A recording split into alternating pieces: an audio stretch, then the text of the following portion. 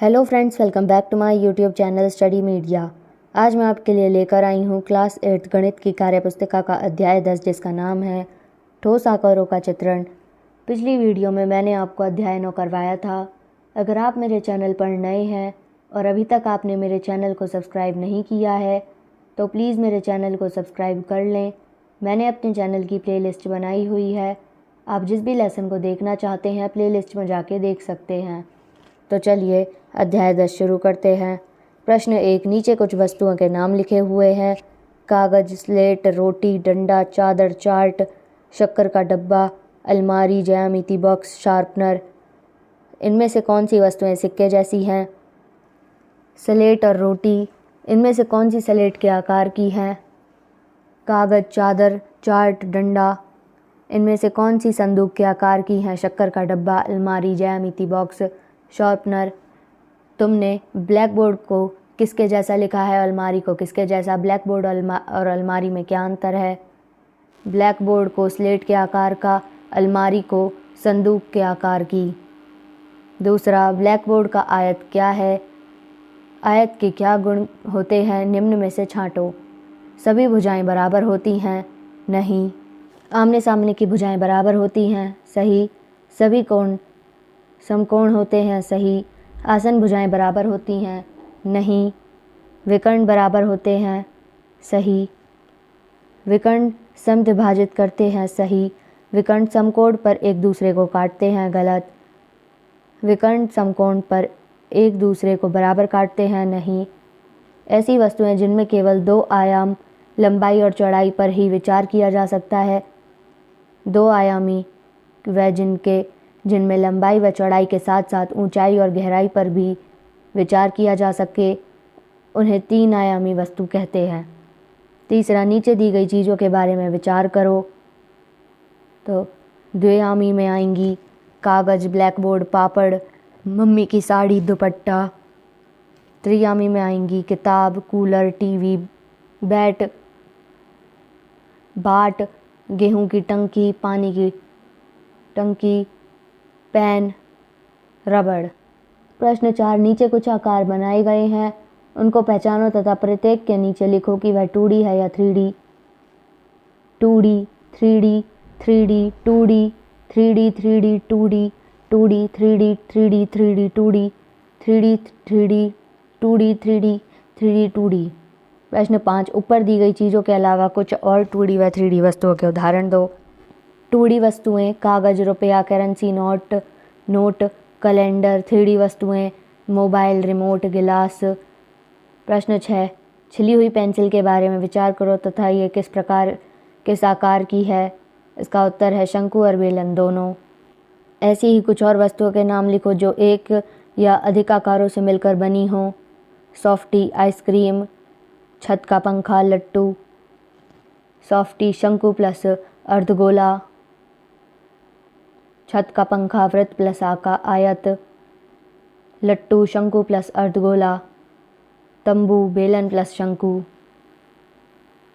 प्रश्न 7, नीचे कुछ मिश्रित आकारों के बारे में विवरण लिखा है, उसे पढ़कर उन आकारों को बनाओ। तो आयत के ऊपर त्रिभुज, दूसरा त्रिभुज के भुजा पर अर्धवृत्त, तीसरा एक बेलन के दोनों सिरों पर शंकु, चौथा एक अर्धगोले पर बेलन व उसके ऊपर शंकु। प्रश्न 8, नीचे कुछ आकार बनाए गए हैं, प्रत्येक के नीचे लिखो कि प्रिज्म है या पिरामिड। पहला है प्रिज्म, फिर दूसरा पिरामिड, तीसरा प्रिज्म, चौथा भी प्रिज्म, पांचवा पिरामिड। प्रश्न 9, नीचे प्रिज्म व पिरामिड के बारे में कुछ बातें लिखी हैं, तुम बताओ कौन सी बातें पिरामिड की हैं और कौन सी प्रिज्म के बारे में सही हैं। इसका आकार व ऊपरी सिरा सर्वांग सम है। प्रिज्म, इसके आधार के अलावा इसके फलक समांतर चतुर्भुज हैं। प्रिज्म, इसके एक आधार के अलावा अन्य फलक त्रिभुज होते हैं। पिरामिड, घन इसका उदाहरण है पिरामिड। प्रश्न 10, एक बेलन प्रिज्म नहीं है, क्यों? आधार के अलावा इसके फलक समांतर चतुर्भुज नहीं हैं।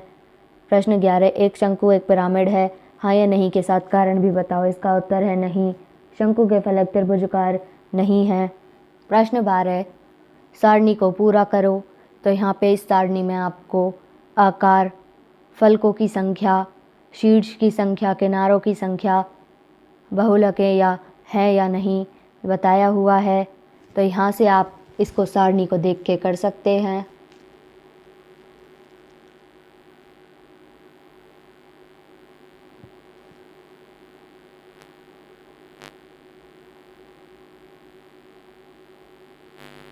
प्रश्न 13, नीचे दिए गए फलक के आधार पर तुम प्रिज्म व पिरामिड बनाओ।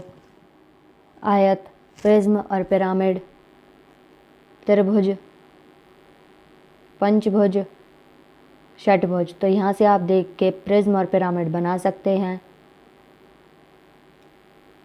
प्रश्न 14, नीचे एक कार दिखाई दे रही है जिसके अलग अलग तरफ से देखने पर निम्न तरह से दिखाई देती है, सामने, ऊपर और पार्श्व। तुम भी नीचे दी गई ठोस वस्तुओं के लिए दृश्य बनाओ।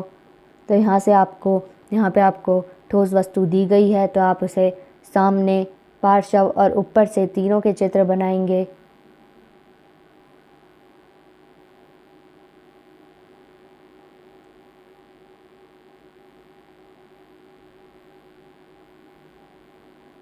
प्रश्न 15, नीचे किसी आकार का सामने, पार्श्व व ऊपर का दृश्य दिखाया हुआ है। इसी प्रकार नीचे दिए गए आकारों के सामने, पार्श्व व ऊपर के दृश्यों को पहचानो और उसके नीचे लिखो। तो यहाँ पे आपको एक चित्र दिया हुआ है, आप उसका ऊपर का, पार्श्व और सामने का हिस्सा पहचानेंगे। तो आप यहाँ से देख के लिख सकते हैं।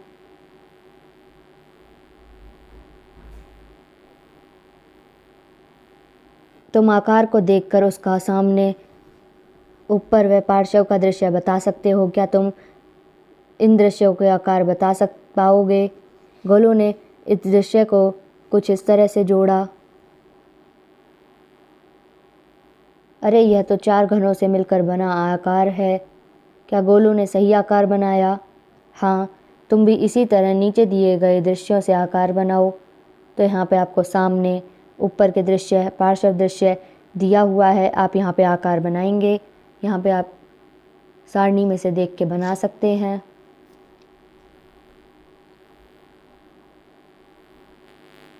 छुटकी की यात्रा। हंसीपुर नाम के गांव में छुटकी रहती है। उसकी मौसी कुछ दिनों से उसके गांव आई हुई हैं। छुटकी को अपनी मौसी को लेकर अपनी नानी के गांव पाली जाना है, पर पहले उसे अपने मामा के गांव खोरी जाकर मामा को एक संदेश देना है। वह वापस हंसीपुर आते समय उसकी मौसी अपनी सहेली मीना से मिलना चाहती है। मीना टोक गांव में रहती है। छुटकी को खोरी और पाली का रास्ता पता नहीं है। उसे पाली से टोंक जाने का रास्ता भी नहीं पता है। बस उसे इतना याद है कि नानी के गांव तक कोई सड़क जाती है, वहां नाव से जाना पड़ता है। चूँकि पाली गांव बड़े तालाब के ऊपर एक टापू पर है, नानी के घर तक नाव से जाने में बड़ा मज़ा आता है। छुटकी ने अपने पिताजी से इन गांवों के रास्ते पूछे। उसके पिताजी ने उसे नक्शा बनाया और उसे खोरी, पाली और टोंक पहुंचने के रास्ते समझाए। टोंक से वापस हांसीपुर पहुंचने का रास्ता भी समझाया।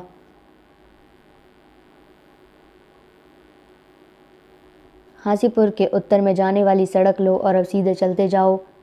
करीब पौना घंटा चलने पर यमुना मिलेगी। उस पर एक पुल है। पुल पार करने के बाद सड़क थोड़ा मुड़ेगी। सड़क के पूर्व में एक गांव है, माजरा। माजरा से उसी सड़क पर आगे चलना। करीब 1.5 घंटे बाद एक और सड़क मिलेगी जो पूरब से पश्चिम की ओर जाती है। इस सड़क पर पश्चिम की ओर मुड़ जाना। थोड़ी देर बाद सड़क के दक्षिण में एक गांव आएगा।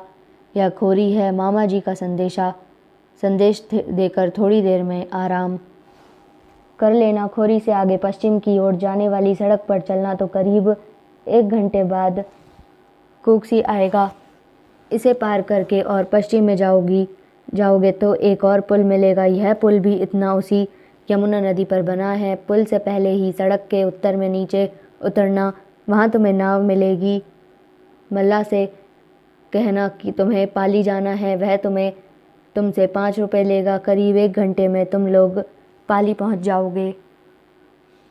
नानी के घर पर कुछ दिन रुक जाना, फिर वहाँ से नाव लेकर वापस पुल के पर उतर जाना। पुल तक पहुँचोगे तो पुल के पश्चिम में पीपली पड़ेगा, पर उस तरफ मत जाना। कुक्सी से दक्षिण की ओर चलना तो आधे घंटे में एक और पुल आएगा। पुल पार करने के आधे घंटे बाद नांगल गांव मिलेगा। नांगल से पश्चिम की ओर और 1 घंटा चलोगे तो सड़क के उत्तर में टोंक गांव मिलेगा। यही तुम्हारी मौसी की सहेली मीना रहती है।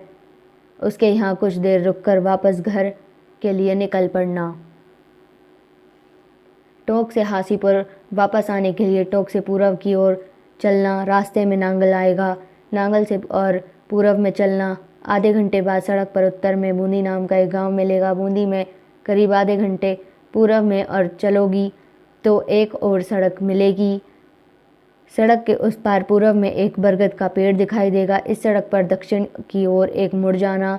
करीब 1 घंटा चलोगी तो वहाँ एक चौराहा मिलेगा। बस चौराहे पर ही तुम हासीपुर पहचान लोगी। छुटकी के पिताजी ने नक्शे पर गांव ऐसे बनाए हैं, सड़क ऐसे बनाई है, नदी, तालाब, खेत, बरगद का पेड़। उन्हें पढ़ना नहीं आता था तो उन्होंने गांव के नाम नहीं लिखे। छुटकी के पिताजी ने निर्देश पढ़कर, क्या तुम सभी गांवों के नाम नक्शे पर लिख सकते हो? हासीपुर नक्शे पर लिखा है। बाकी सभी गांव के नाम माजरा, खोरी, कुक्सी, पाली, पीपली, नांगल, टोंक, बूंदी, नदी का नाम भी नक्शे पर लिखो। छुटकी के पिताजी ने नक्शे पर कई चीज़ें बनाई हैं, पर कोई छूट भी गई है। तुम इन्हें नक्शे में जोड़िए। खोरी से कुक्सी जाने वाली सड़क के दक्षिण में 2 खेत, कुक्सी से नांगल जाने वाली सड़क के पश्चिम में एक कुआं। हासीपुर की किस दिशा में माजरा है? उत्तर। कुक्सी की किस दिशा में खोरी है? पूर्व। बूंदी की किस दिशा में नांगल है? पश्चिम। भन्ने खां को नांगल से खोरी जाना है, तुम उसे जाने का रास्ता समझाओ। नांगल से बूंदी, उत्तर की तरफ खोरी। छुटकी और उसकी मौसी को खोरी पहुंचने में कितनी देर लगेगी? 2.5 घंटे। खोरी से पाली पहुंचने में कितनी देर लगेगी? 2 घंटे। अपने गांव का चित्रण करो। घर, जंगल, नदी, खेत, सड़क आदि के लिए तुम अपनी संकेतावली बना सकते हो। चित्र बनाते समय दिशा का ध्यान मत भूलना। पैमाना, नक्शे बनाते समय हम इस बात का ध्यान रखते हैं कि कौन सी जगह कितनी बड़ी है। यहाँ हम समझने की कोशिश करेंगे कि हम ऐसा कैसे करते हैं। गीता ने अपने स्कूल का चित्र बनाया है। बाहर से स्कूल ऐसा दिखता है। इसमें एक बरामदा है, 2 कक्षाएं हैं और एक हेडमास्टर का कमरा है। एक दिन गीता ने अपने स्कूल का नक्शा बनाया। नक्शा बनाते समय उसने इस बात का ध्यान रखा कि कौन सा कमरा कितना लंबा है। कमरों की लंबाई नापने के लिए गीता ने बहुत सारी माचिस की तिल्लियाँ इकट्ठी कर लीं। फिर तीनों कमरों के कदमों को चलकर नापा। दीवार जितने कदम की थी उतनी तिल्लियाँ उसने सीध में जमा कर रखीं। इस तरह उसने सभी कमरों की दीवारें बनाईं। ऐसे गीता ने उसकी शिक्षिका से पूछा, तुमने नक्शा बनाते समय पैमाना क्यों लिया? गीता बोली, नक्शे हमें किसी जगह का सटीक चित्रण देता है। इससे नक्शे को पढ़कर हम यह समझ सकते हैं कि वास्तव में यह जगह कितनी बड़ी है। एक बड़ी जगह की लंबाई और चौड़ाई को पेपर में सटीकता से दिखाने के लिए मैंने एक तिल्ली के बराबर 3 कदम का पैमाना लेकर नक्शा बनाया। 17 नक्शा देखकर वाक्य पूरे करो। कक्षा 1 18 कदम लंबी और 15 कदम चौड़ी है। कक्षा 2 18 कदम लंबी और 12 कदम चौड़ी है। हेडमास्टर का कमरा 30 कदम लंबा है और 12 कदम चौड़ा है। बरामदा 3 कदम चौड़ा है। दूसरा, स्कूल की कक्षाओं के कमरे के दरवाजे किस दिशा में खुलते हैं? दक्षिण। हेडमास्टर के कमरे की खिड़कियां किस दिशा में खुलती हैं? पश्चिम। तीसरा, अब तुम अपने स्कूल का नक्शा बनाओ। नक्शा बनाते समय पैमाना और संकेत सूची बनाना न भूलना। तो यहाँ पे आपको अपने स्कूल का नक्शा बनाना है। मनसाराम का घर। मनसाराम ने एक नक्शा बनाया है। इस नक्शे में उसने 3 फीट के 1 सेंटीमीटर माना है। मनसाराम के घर के इस नक्शे को ध्यान से देखो। नक्शे में अलग अलग चीज़ों के लिए ये नक्शा इस्तेमाल किए गए हैं।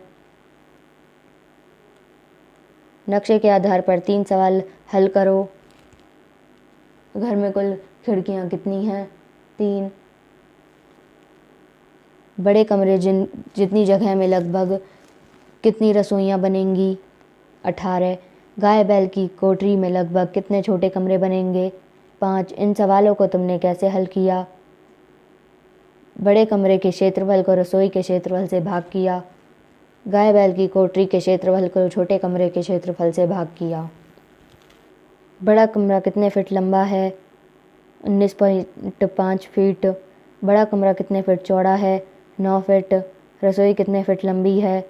4.5 फीट। रसोई कितने फीट चौड़ी है? 3 फीट। गाय बैल की कोठरी किस दिशा में है? पश्चिम। घर के उत्तर में 3 पेड़ बनाओ। मनसाराम के घर में एक और कोठरी बनाने की सोची, 9 फीट लंबी और 9 फीट ही चौड़ी। इस कोठरी को मनसाराम कहाँ बनाए?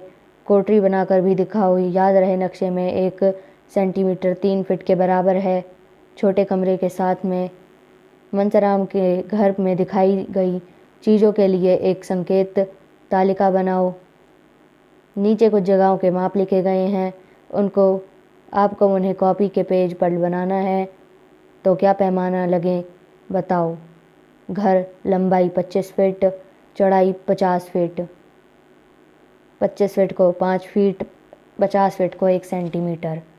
स्कूल 10 मीटर को 1 सेंटीमीटर, 400 मीटर को 1 सेंटीमीटर। नक्शे और चित्रों में अंतर। गीता ने अपने स्कूल का चित्र भी बनाया और नक्शा भी बनाया। दोनों में एक ही जगह को दर्शा रहे हैं, पर दोनों में अंतर है। आइए नक्शे और चित्र के बीच में अंतर को समझें। बनाने वाले का नज़रिया यह ज़रूरी नहीं है कि किस जगह में गीता ने अपने स्कूल का चित्र बनाया है, उसी तरह से उसके साथ पढ़ने वाली सहेली ने भी उसे दर्शाया। गीता ने अपने चित्र में स्कूल के बाहर टंकी, घड़ी, घंटी, बोर्ड, हेडपंप, मटके बनाए। उसने स्कूल की खिड़की के पल्ले बंद दर्शाए। चित्र में क्या क्या दर्शाया जाता है और उसे कैसे दर्शाया जाता है, यह चित्र को बनाने वाले पर निर्भर करेगा, उसके नज़रिए पर निर्भर करेगा। गीता की सहेली को घंटी, हैंडपंप, मटका आदि दर्शाना इतना महत्वपूर्ण नहीं लगा, इसलिए उसने नहीं दर्शाया। पर नक्शे में बनाने वाले नज़रिए की वजह से अंतर नहीं आता।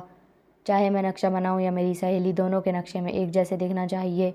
नक्शा बनाते समय मनमाने अंतरों की अनुमति नहीं दी जाती है, पर यह ज़रूरी है कि अलग अलग लोग अलग अलग संकेतों का प्रयोग कर सकते हैं और अलग अलग पैमानों के अनुसार नक्शे बना सकते हैं। नक्शे किसी पैमाने के आधार पर बना होता है।